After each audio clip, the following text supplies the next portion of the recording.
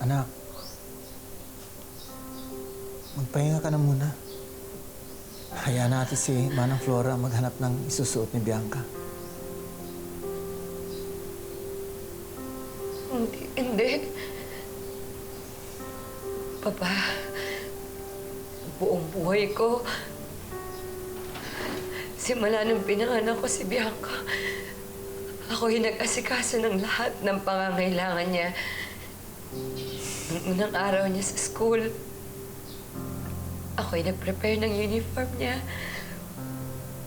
Nung sumali siya sa stage play ng Romeo and Juliet, ako naganap ng costume niya. Nung prom night nila, pinatayan ko siya ng gown.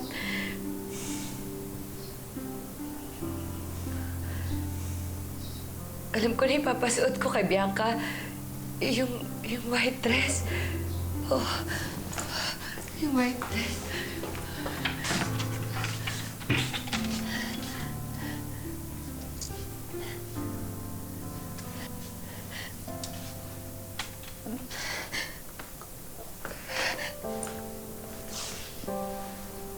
Ito, Papa, bagay na bagay sa kanya to.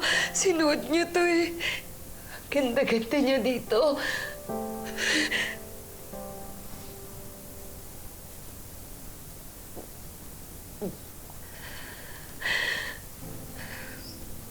Bakit ganun?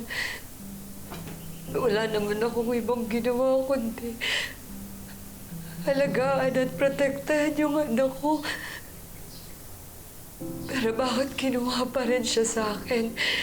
Bakit nawala pa din siya sa akin? Anong dahilan?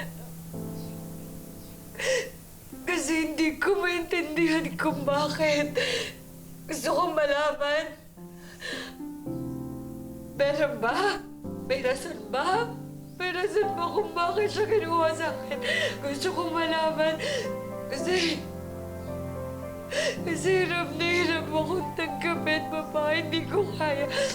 Mahal na mahal ko si Bianca. I want her back. I want her back.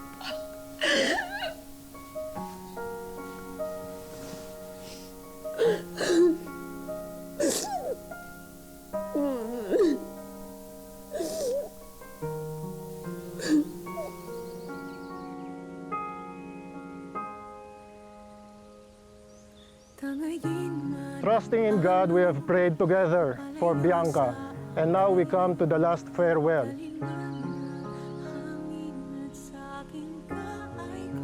There is sadness in parting, but we take comfort in the hope that one day we shall see Bianca again